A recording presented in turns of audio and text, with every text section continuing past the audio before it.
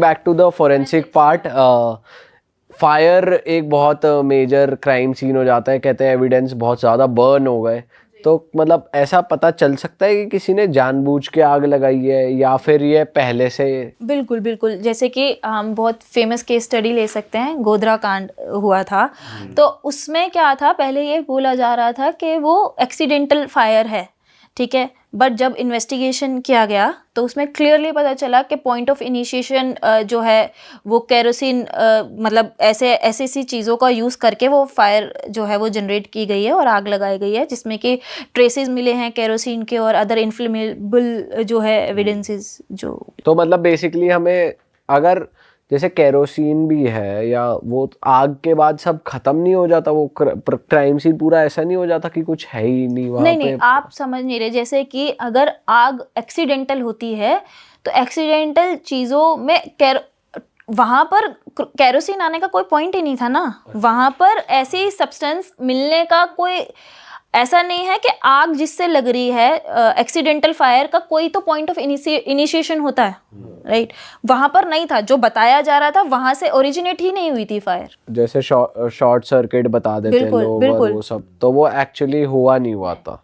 तो वो clear cut open and shut case था कि वो जब भी इन्वेस्टिगेशन हुआ उसमें क्लियरली पता चला कि वो जो है वो एक्सीडेंटल फायर नहीं था। एक दिल्ली का भी बहुत फेमस केस था, बुराड़ी केस, उसका थोड़ा बताओ कि उसकी रिसर्च में क्या कैसे निकला, कैसे पता चला कि सुसाइड ही थी या क्या करवाया था, बेसिकली बताओ। हाँ जी, तो जो उसमें मेन जो मेंबर थे जिनका ये पूरा प्लान था कि हम ऐसे करेंगे तो हमें मुक्ति मिलेगी, तो इसमें बॉडीज तो ऑब्वियसली मिली ही कि भाई मैंने अभी बताया कि हैंगिंग में भी हम पता लगाते हैं कि एंटीमोर्टम हैंगिंग है या पोस्टमॉर्टम हैंगिंग है।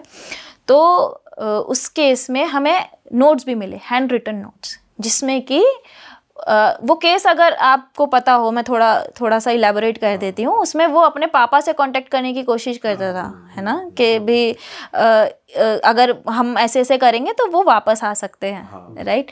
तो वो उसने पूरी टेक्निक लिखी हुई थी कि ऐसे ऐसे करेंगे, ऐसे ऐसे करेंगे।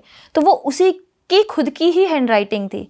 तो वो कंफर्म करने के लिए भी होता है कि भाई उसमें कोई इन्वॉल्व नहीं था, वो भी मैच हो गया। प्लस जब वो लटके, ठीक है, तो ये कंफर्म कैसे हुआ कि वही थे। लटकने के बाद एक साइड को जो है वो टिल्ट होती है, हमारा हेड टिल्ट हो जाता है, सलाइवा निकला। सलाइवा निकलने के बाद वो जो है लिगेचर मार्क्स बोलते हैं, जो हमारी लिगेचर होती है लगाकर। प्लस इसमें क्या होता है कि मारने के बाद जो है अगर हैंगिंग की जाती है, नोट जो है वो कहीं पे भी हो सकता है। अच्छा, ठीक है, तो वो चीज़ जो है वो बहुत इंपॉर्टेंट रोल प्ले कर जाती है कि ऑब्वियसली। और सलाइवा बहुत इंपॉर्टेंट था। उसमें सलाइवा कलेक्ट किया गया बॉडीज से, क्योंकि वो आया हुआ था माउथ से बाहर, तो उसमें डीएनए टेस्ट हुआ।